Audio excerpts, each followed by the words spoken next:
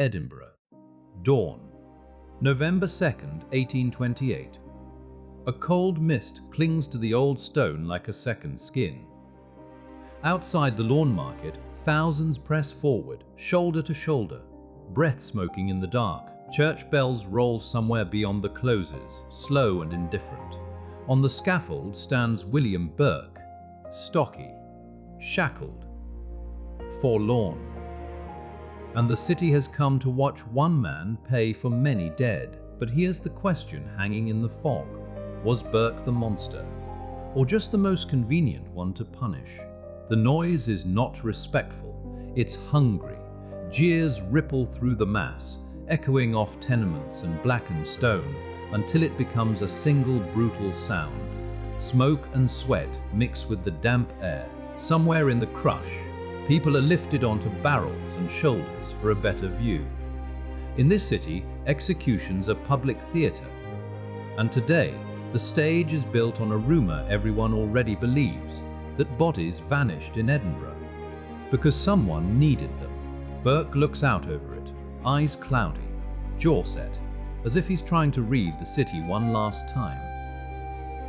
He isn't alone in this story, not even close. Because Burke didn't build his killing business by himself.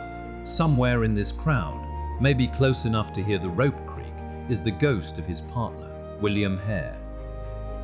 Gaunt, watchful. The man who walked away.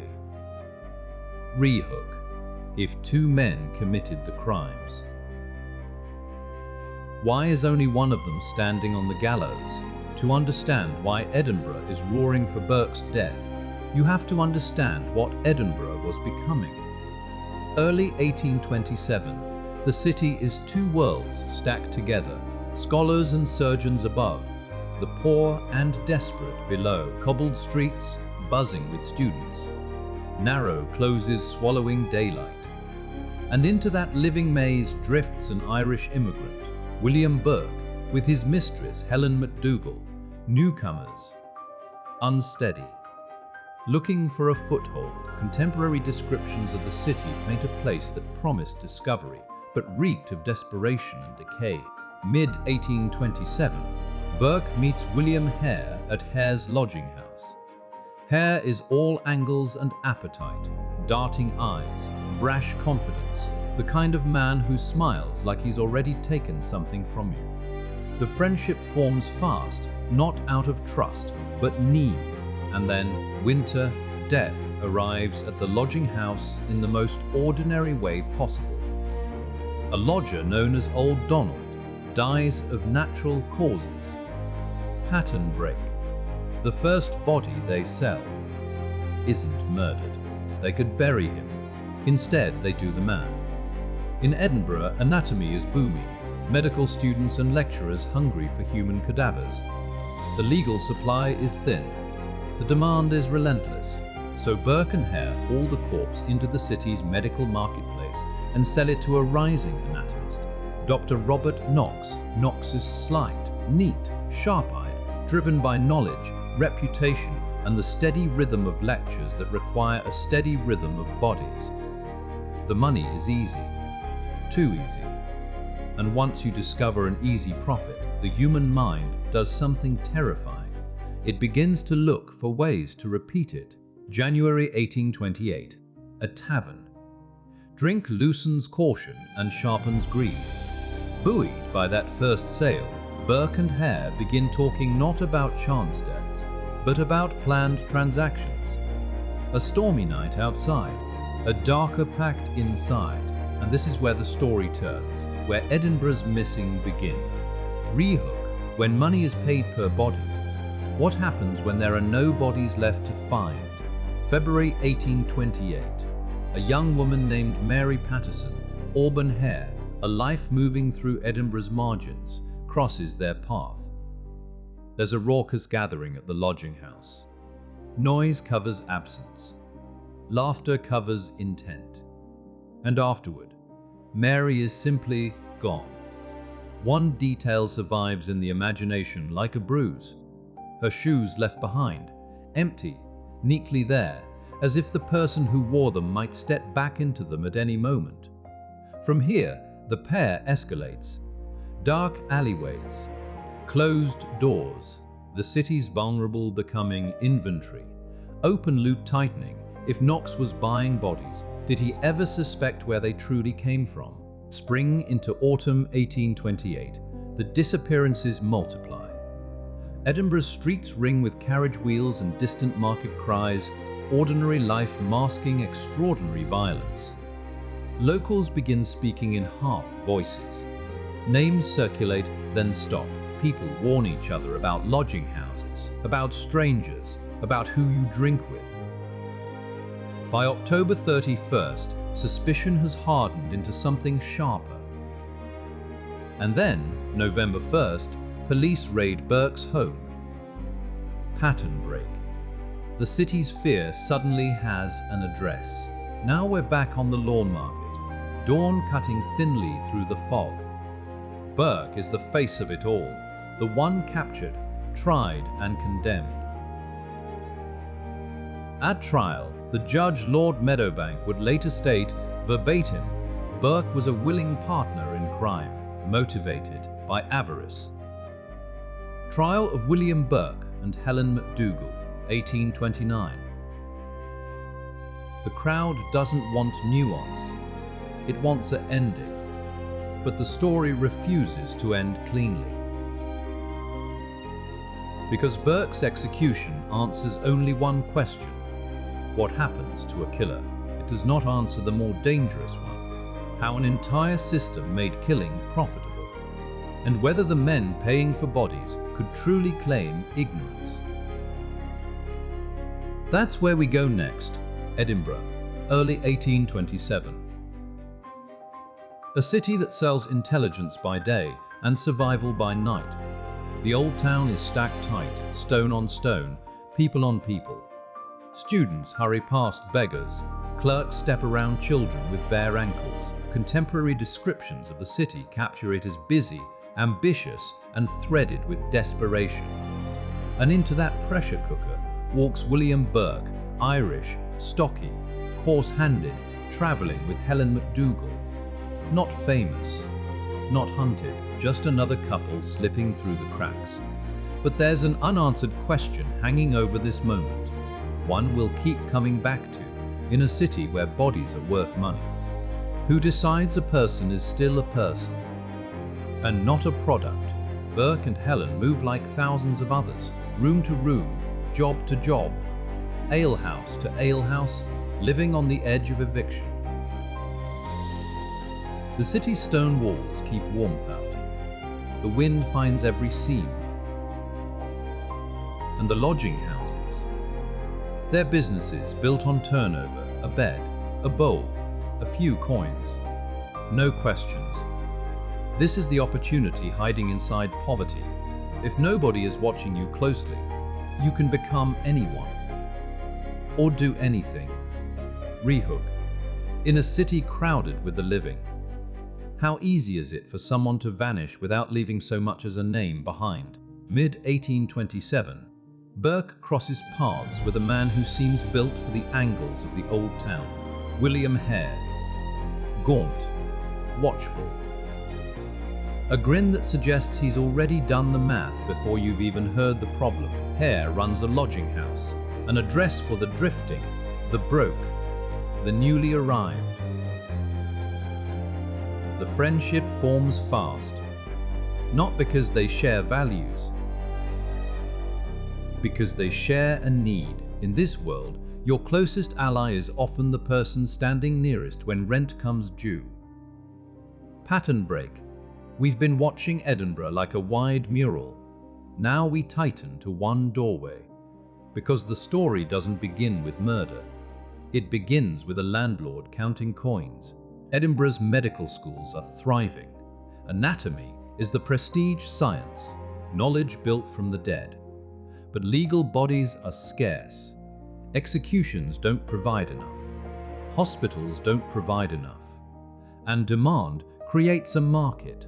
This is the ecosystem Burke and Hare wander into without fully understanding it yet. Professors need specimens, students need lessons, and money flows toward whoever can supply what law cannot. A contemporary critic would later accuse Dr. Robert Knox of a particular kind of indifference, writing that Knox neglected entirely to make distinction betwixt the decent and the disreputable. Edinburgh Medical Journal, April 1829. Rehook. If the buyer won't ask where a body came from. What does that turn the cellar into? Winter, 1827. At Hare's lodging house, a lodger known as Old Donald dies. Natural causes, ordinary in a city where illness takes people fast. There's grief, yes, but there's also an unpaid bill. And in places like this, death doesn't stop the accounting. Burke and Hare see the problem the same way. A body is both an expense and an opportunity. A burial costs money, but a corpse might pay. They make a decision in a dim room, quiet enough that no one down the hall hears the moment a line gets crossed, open loop deepening, and the question we asked at the start sharpens. Who taught them a person could be reduced to profit? The city, or the men waiting with cash. They move through Edinburgh's closes with a burden that shouldn't exist. A dead man carried like contraband. The streets resonate with the metal clamour of carriage wheels and distant cries of market vendors. Ordinary sound masking an extraordinary transaction. At Surgeons Square, they reach Dr. Robert Knox, slight of frame, sharp gaze, a man whose world is measurements and specimens. Knox pays. The money is real, immediate, more than either of them expects. And in that instant, something in Burke and Hare recalibrates. Work is slow, theft is risky, but this is fast. Pattern break. The first sale isn't a climax, it's a proof of concept. Early 1828. The money doesn't just buy food and drink, it buys a feeling that they've found a loophole in the world. In a tavern, alcohol loosens whatever restraint remains. A stormy night feeds the mood, and the idea that began as a single desperate decision starts to look like a repeatable method. Because once you've sold one body, you begin to notice how many people in Edinburgh live without witnesses. Rehook. Here's the terrifying pivot. What happens when the supply of natural deaths can't keep up with the demand for cash? Now we see Edinburgh the way they do, as a map of vulnerabilities. The transient, the intoxicated.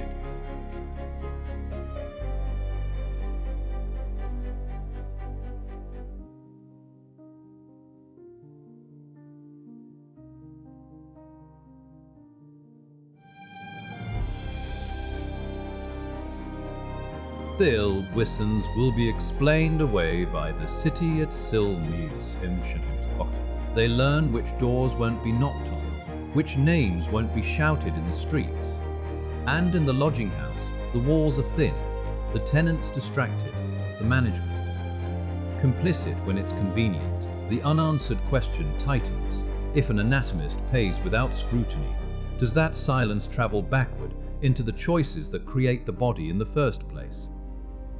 We won't answer that yet, but we're moving toward the moment the city can no longer pretend it's just business.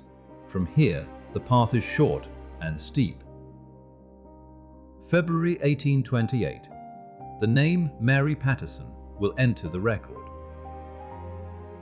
A young woman with auburn hair moving through the city's fringes. A night of drink, a lodging house loud enough to hide what matters, and afterward, absence. But we're not there yet. Because to understand how the murders begin, you have to sit inside this earlier year, 1827, into early 1827, into early 1828, when the crime still feels like a hustle. When the men involved can still tell themselves stories. Pattern break. We jump forward for one image, then snap back. On a wooden table in an anatomy room, a body becomes instruction, not a life, a lesson. And the money keeps speaking. So in early mid-1827, the ingredients assemble: a hungry city, a booming science, a shortage of legal bodies, and two men who discover that death can be converted into rent money. Burke arrives. Hare watches. Edinburgh hungers, and our open loop remains, because it's the most dangerous one.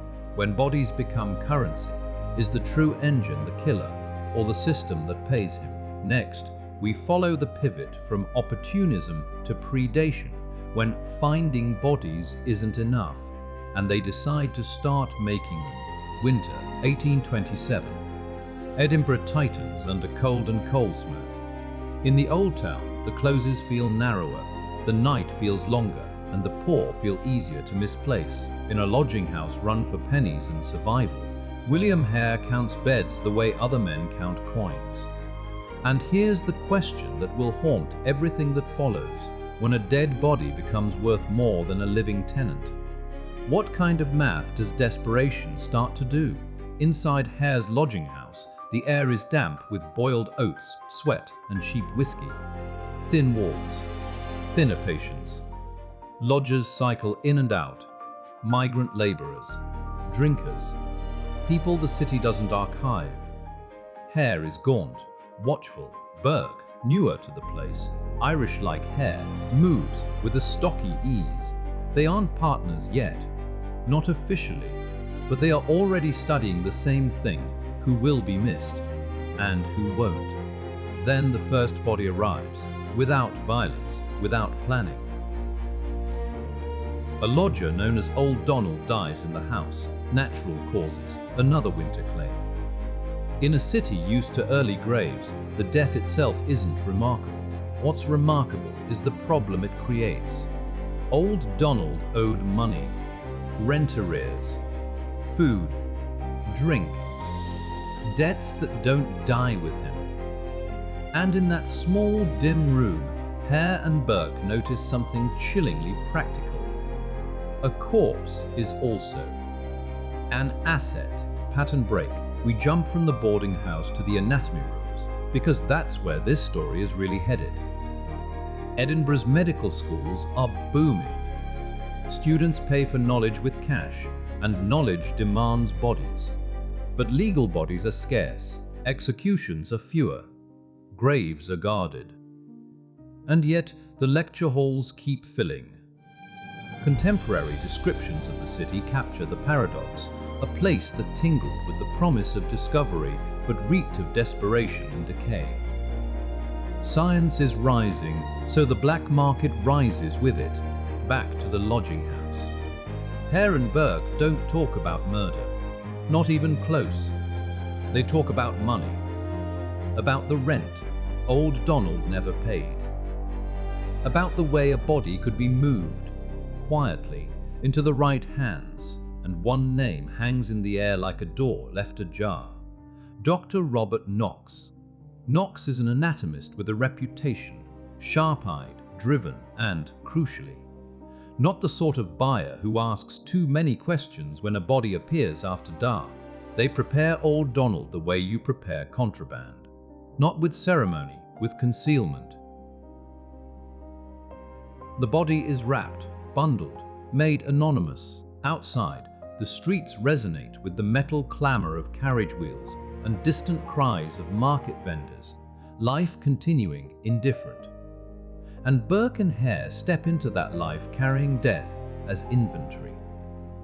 Rehook, if this first sale works. What stops them from seeing every future lodger as potential profit? Knox's rooms are different, cleaner, brighter, humming with purpose. The smell changes, spirits, chemicals, soap that can't quite erase what happens here. Dr. Robert Knox, slight of frame, neat, intense, looks at the bundle the way a jeweler looks at an uncut stone. Not for who it was, for what it can teach, and a contemporary critic will later accuse Knox of this exact moral blindness, writing that he neglected entirely to make distinction betwixt the decent and the disreputable. Edinburgh Medical Journal, April 1829. Money changes hands. Fast, quiet, enough to wipe away old Donald's rent and leave a surplus. This is the moment the doorway opens, because the payment doesn't just solve a problem. It teaches a lesson. Edinburgh will pay for the dead, and it will pay well. Pattern break. We don't linger on the coins, we linger on the silence. No paperwork, no names, no questions that reach back toward the lodging house. Back at Hare's place, the atmosphere shifts. Not celebration, something sharper, a recalibration. Burke and Hare are not anatomists, they're not philosophers, but they've just learned the city has a price list. And here's the unresolved danger. If Knox buys without scrutiny, does that indifference travel backward into the choices that produce the next body? For now, they tell themselves a comforting story. Old Donald died anyway. They only made use of the inevitable. A hustle. A one-time fix. But the city has offered them a new kind of ladder, and ladders tempt men to climb. Near the end of 1827, the Old Donald sale becomes their private proof of concept. The first time death turns into rent money. And it partially answers our question. The system doesn't have to order a murder. It only has to reward the delivery, rehook for what comes next, once you've learned that a body can be converted into cash. How long before finding bodies stops being enough? Because in the months ahead, in a tavern haze and a lodging house loud enough to hide what matters, a young woman named Mary Patterson will enter their orbit.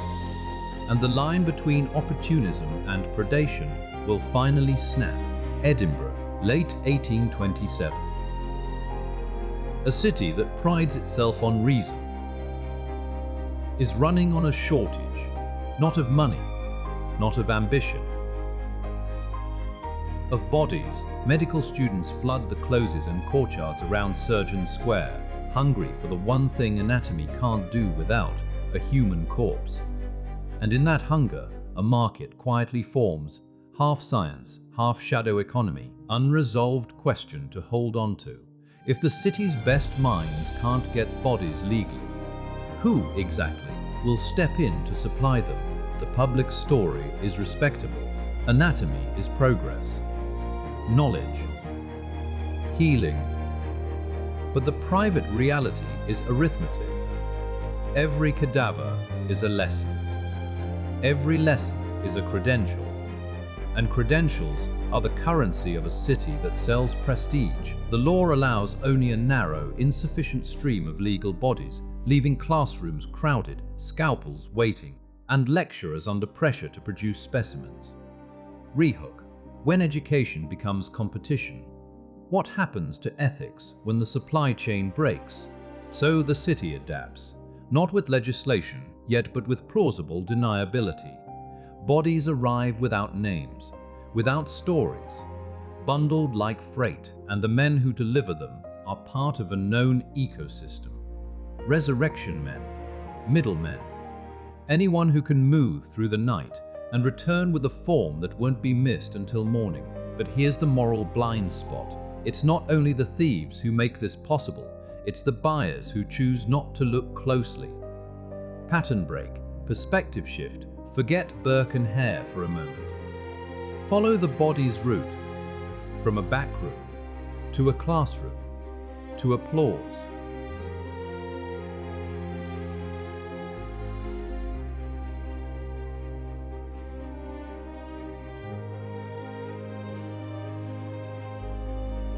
Equally, Dr. Robert Knox sits at the receiving end of that silence. Sleight of frame. Neat. Intense. A man with a bird-like curiosity, a contemporary critic will later accuse him of this exact failing, writing that Knox neglected entirely to make distinction betwixt the decent and the disreputable. Edinburgh Medical Journal, April 1829. It's a line that lands because it describes a system, not just a man. Do not ask where the body came from, only ask if it's fresh. Rehook. Because if nobody asks questions at the top, what message does that send to the men at the bottom? Back at Hare's lodging house, the lesson of old Donald is simple. A natural death becomes rent money. No paperwork, no funeral costs, no waiting for charity. Just a direct conversion, body to cash. And in the cramped economy of the poor quarters, that's not merely tempting. It's transformative. Not celebration. Something colder. A recalibration. Open loop depends if one body pays so easily. What happens when the next month's rent comes due and no one dies on schedule? January 1828. A tavern night, wet coats, loud laughter, cheap spirits does what taverns often do. It turns a thought into a pact. Buoyed by the ease of the first sail, Burke and Hare begin to talk in terms of transactions, not tragedies, not murder, not yet as a word they'll speak aloud. But they're already imagining outcomes. And the storm outside, the wind slapping shutters, the city's lanes running black with rain, feels like cover. Rehook. Here's the twist. This isn't a scheme that requires hatred. It only requires indifference. So who becomes the easiest target in a city full of strangers? Edinburgh's streets resonate with the metal clamor of carriage wheels and distant cries of market vendors. Period accounts describe a city that feels alive and relentlessly crowded. That crowd creates anonymity. People come and go. Lodgers change rooms. A face disappears and the city shrugs, assuming it moved on. This is the environment Burke and Hare exploit. A place where poverty is common. Records are thin, and the missing can be explained away. Pattern break, mini cliffhanger, and then a particular kind of customer pressure appears. Not from criminals, but from education itself. The demand for fresher specimens. The unspoken premium on bodies that look recent. In a market like this, time is value. Freshness means better dissection, better demonstration, better reputation. And without saying it directly, the system rewards speed. So when Burke and Hare walk their next body towards Surgeon Square, what they're really carrying is not just a corpse. They're carrying proof that the first time wasn't a fluke, that there's a standing demand. Rehook. If the buyer pays the same whether the death is natural or not, what incentive is left to keep things natural? This is where the moral blind spot becomes dangerous, not because Knox is proven to know, but because the transaction itself removes friction. No questions means no delay. No delay means no risk. And no risk is how predation becomes scalable. Later, at Burke's trial, the judge will call the motive plainly. Burke was a willing partner in crime, motivated by avarice. Lord Meadowbank, trial of William Burke and Helen McDougal, 1829. Avarice doesn't need ideology.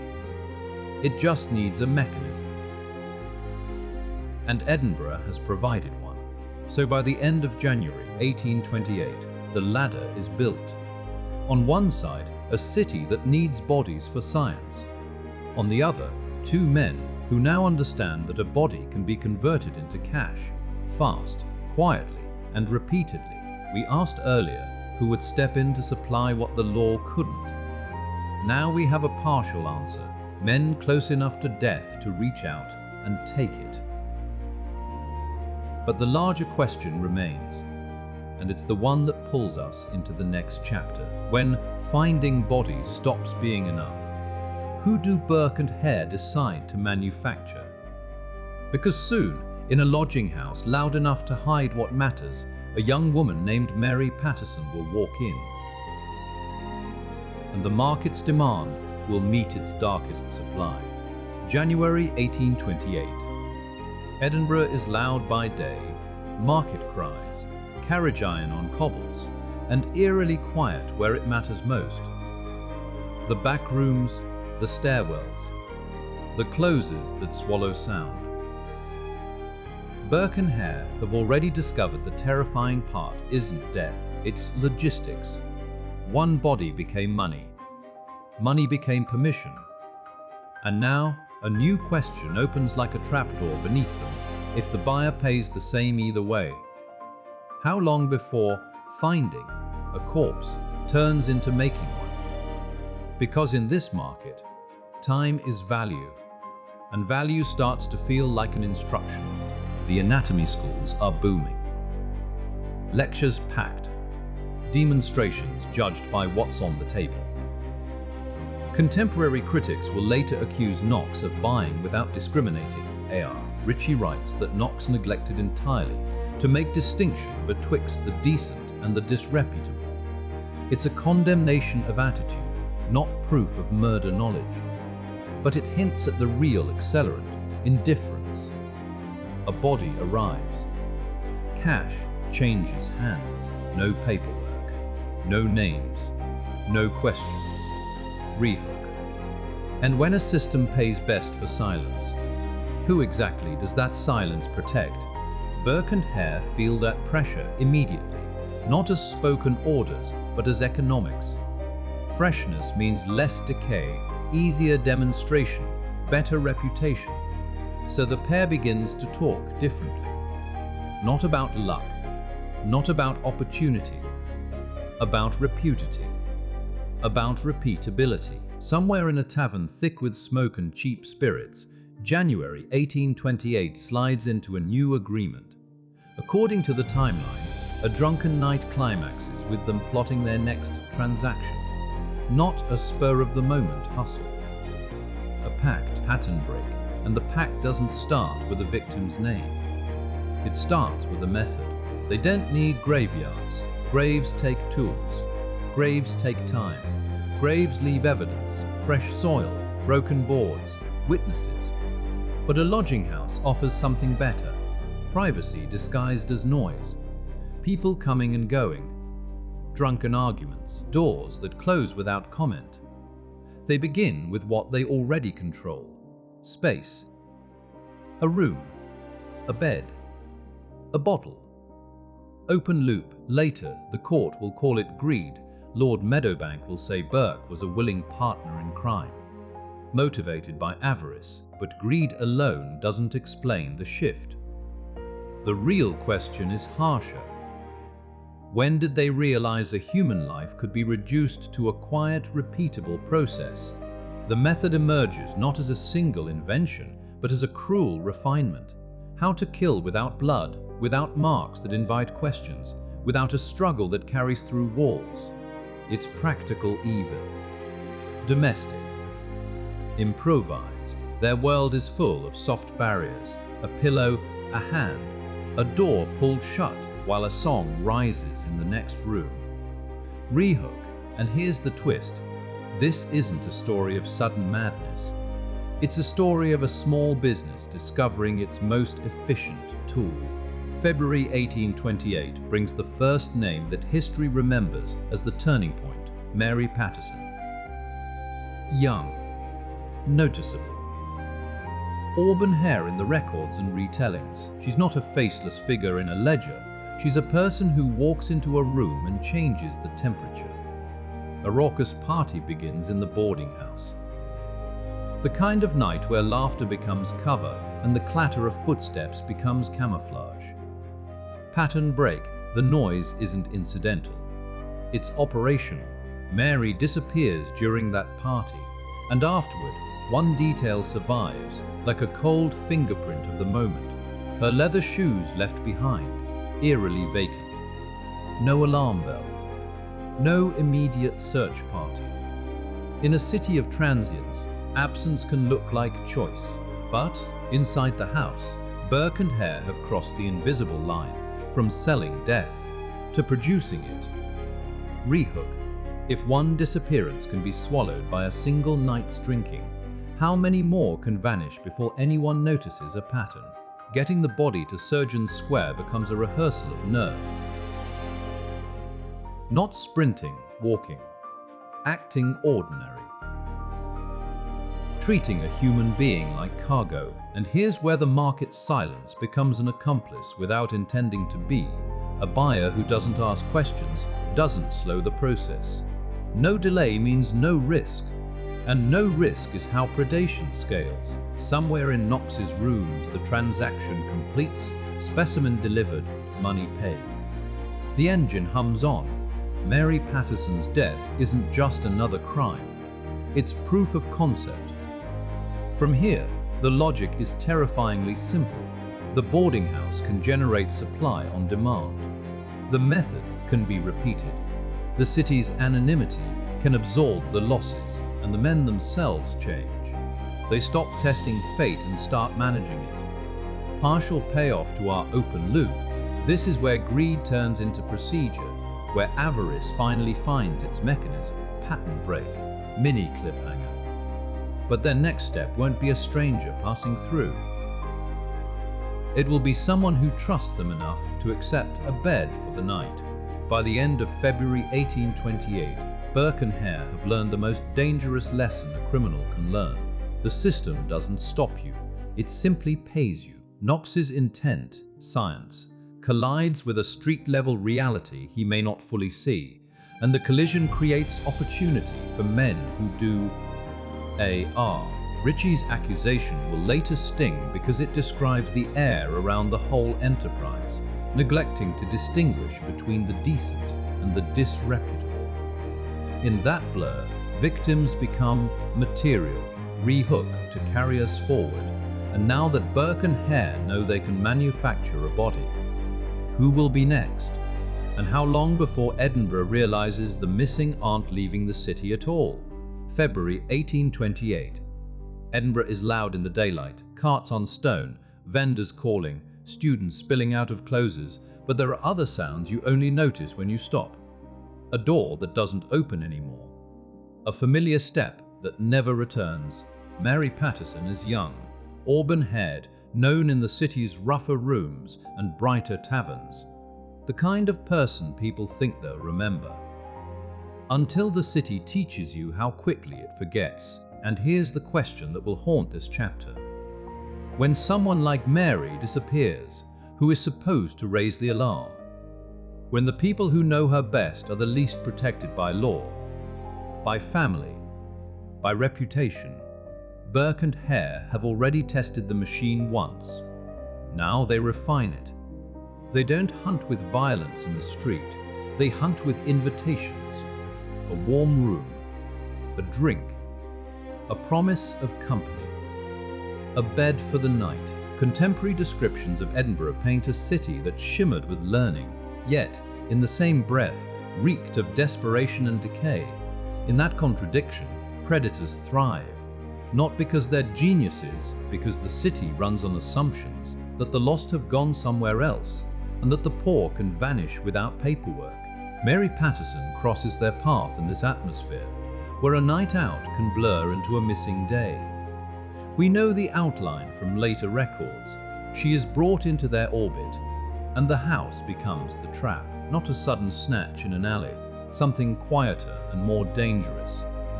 A social moment that turns into a private one. And because this is a lodging house, people are always coming and going. Transience is normal here, rehook.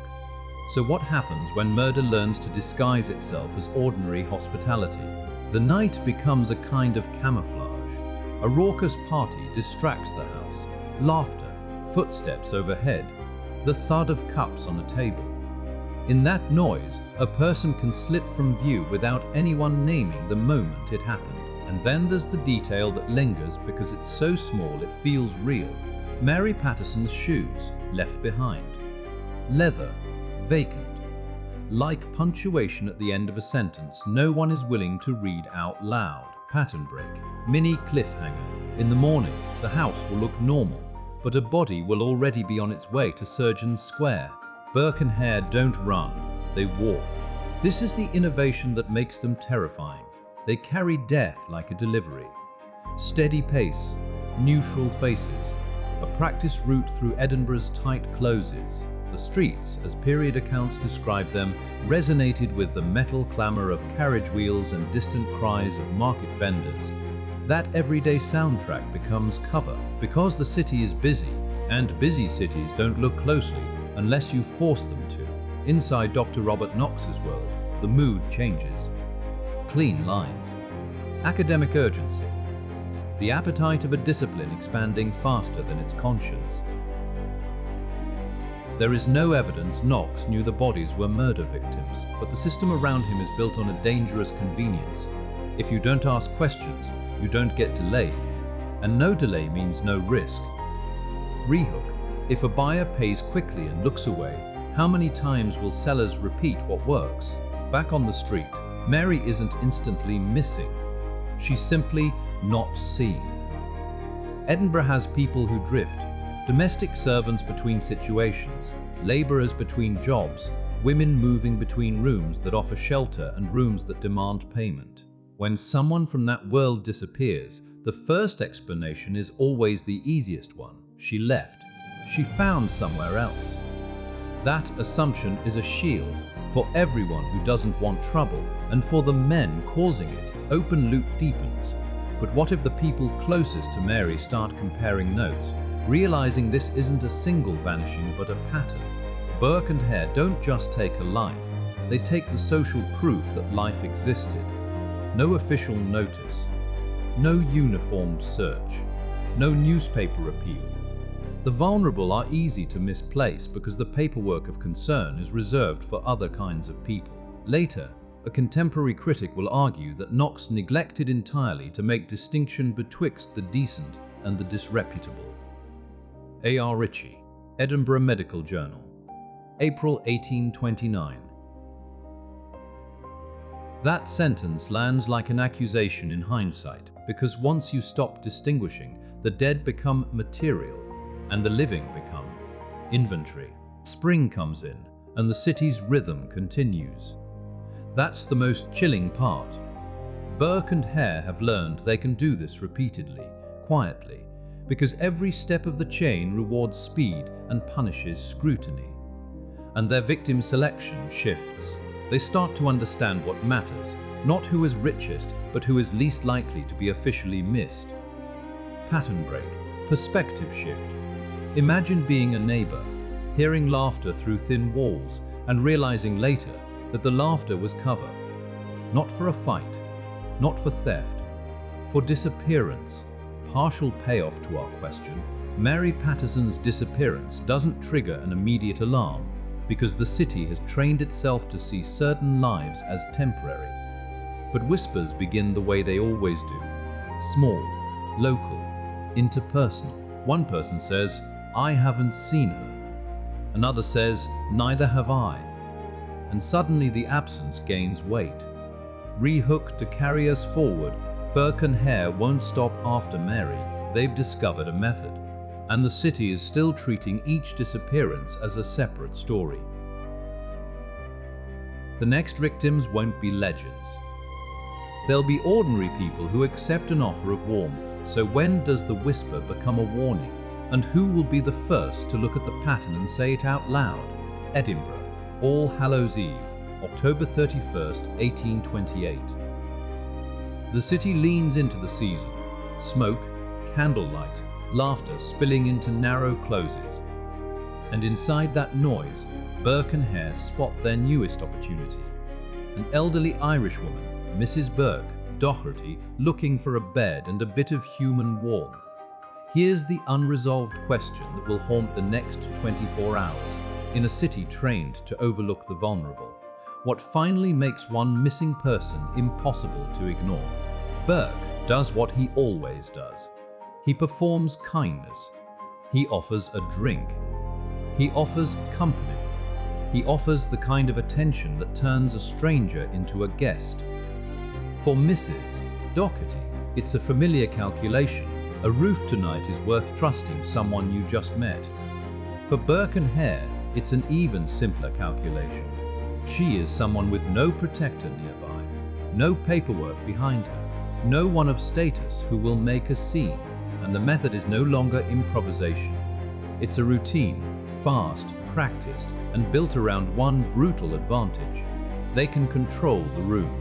The lodging house is a stage. A few steps, a few words, a shared drink. Then the door closes and the world narrows to four walls. Outside, the city's rhythm continues. Carriage wheels scrape stone. Voices bounce through the close. Contemporary accounts of Edinburgh describe the streets as alive with clamour, market cries, metal rims, footsteps, sound enough to swallow almost anything. And that's the point. In a crowded city, violence doesn't need silence. It only needs to be mistaken for ordinary life. Rehook, what happens when the next morning arrives and the ordinary people who live closest start to notice what doesn't fit. Morning, November 1st. The city sobers up. And this is where their scheme, built on speed, begins to crack. Two lodgers return, James Gray and Anne Gray. They're not policemen, not officials. Just working people coming back to their room. They expect a bed, their belongings, the normal small certainties of rent paid and space claimed. Instead, something is wrong. The atmosphere is wrong. The behavior is wrong, and in the corner of the room, hidden in plain sight, the shape of a secret that can't stay hidden for long. Pattern break. We've been following the killers. Now, we switch perspective to the ones who accidentally become the first real investigators because they simply want their room back. Burke and Hare move quickly, too quickly. They stall. They distract. They try to redirect the Greys away from what matters. But ordinary people are experts in ordinary deception. They know what a lie sounds like when it's delivered by someone who thinks you're beneath the truth. The Greys insist.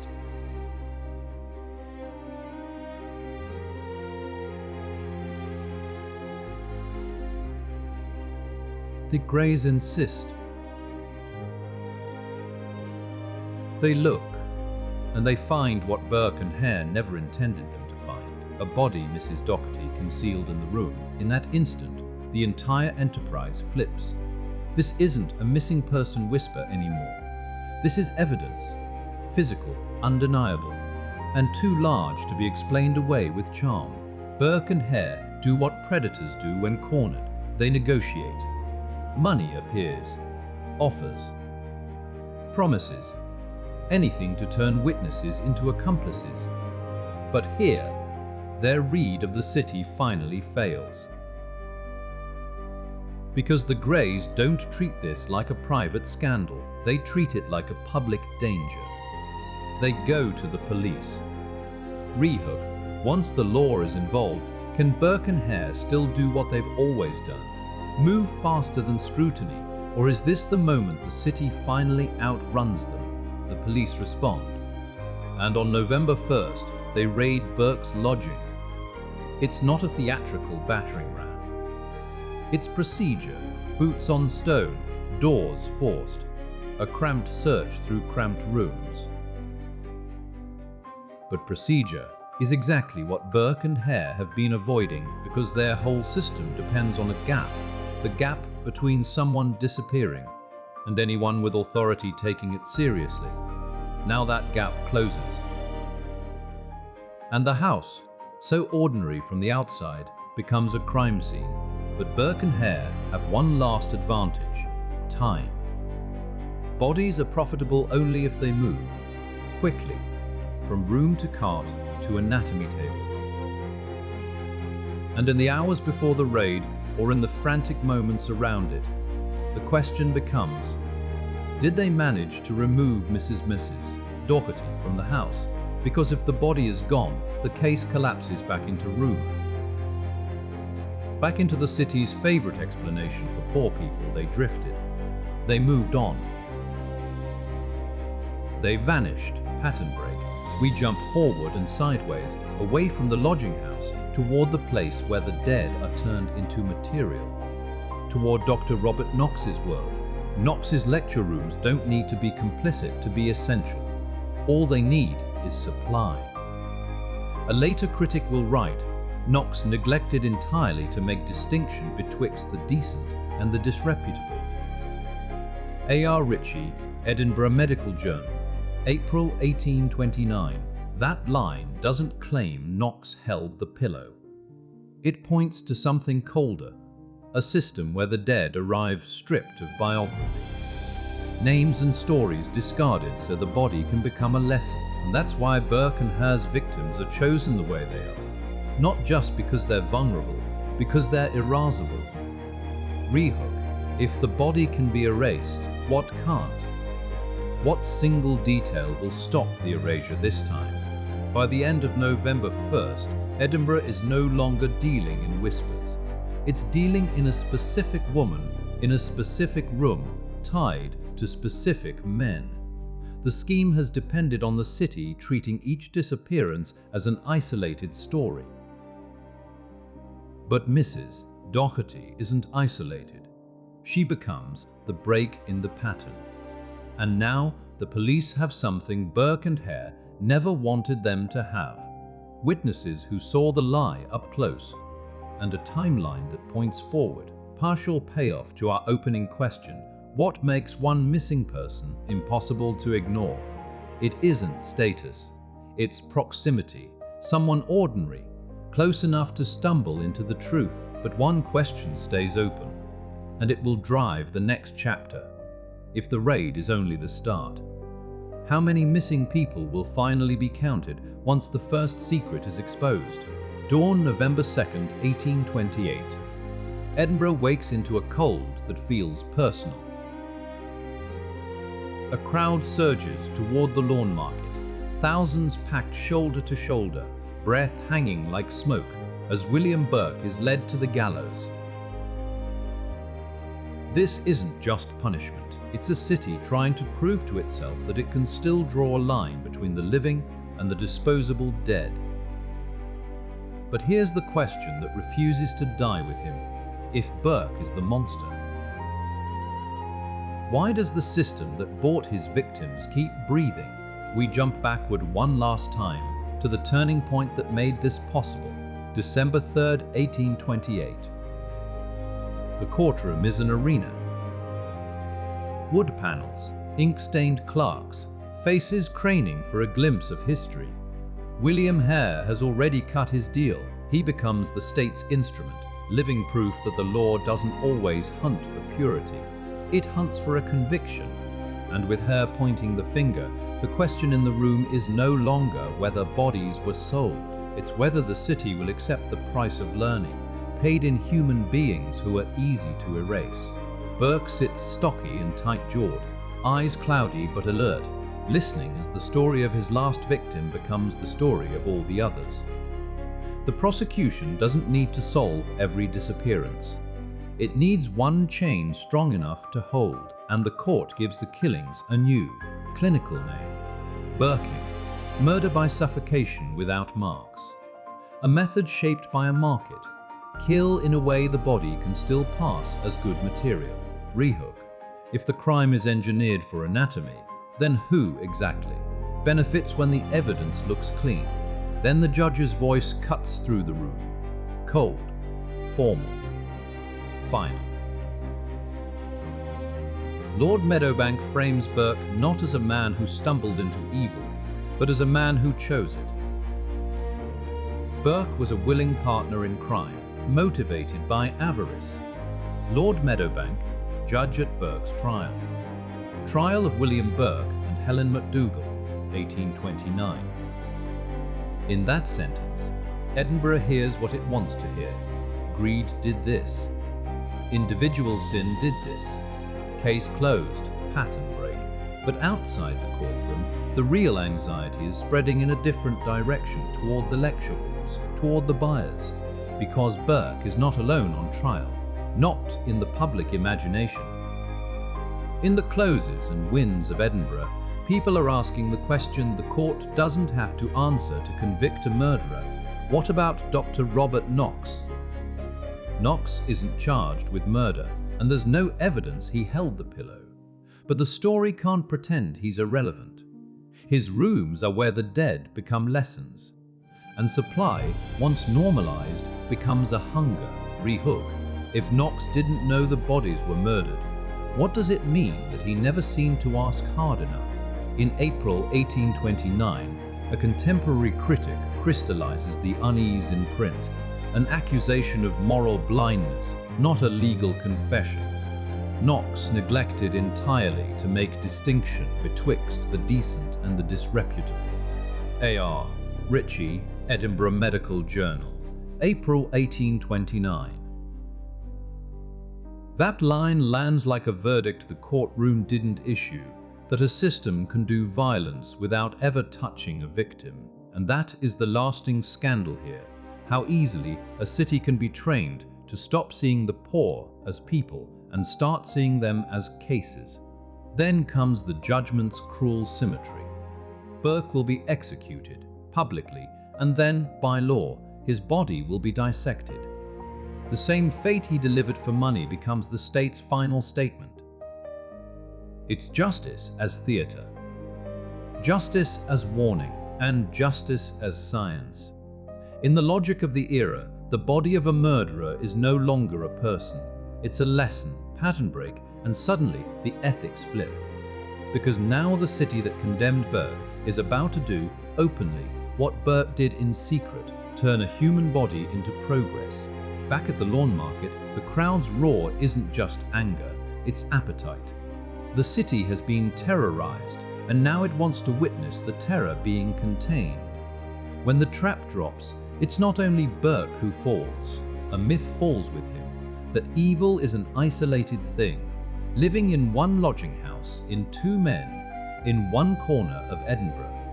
Rehook. Because the moment Burke's body is claimed for the anatomy table, the story stops being only about murder and becomes a story about what society is willing to do in the name of knowledge. Hare, alive, walks out of the story by design. A deal, a testimony, and then the vanishing act. The public doesn't experience that as law. It experiences it as betrayal, and Helen McDougal, bound to Burke's gravity, becomes part of the trial's moral shadow. How close do you have to stand to evil before the law decides you are evil too? The court can sentence one man. It can't sentence a culture, open loop for what comes next. If the city couldn't, or wouldn't, stop the supply chain before. What finally changes after Burke's fall? The legacy of Burke and Hare doesn't end at the scaffold. It hardens into policy debates, public fear, and an enduring question that modern medicine still wrestles with. Progress for whom, and at whose expense? The murders exposed a marketplace the city had tolerated as long as it stayed quiet. They proved that when bodies become commodities, someone will always find a way to manufacture supply.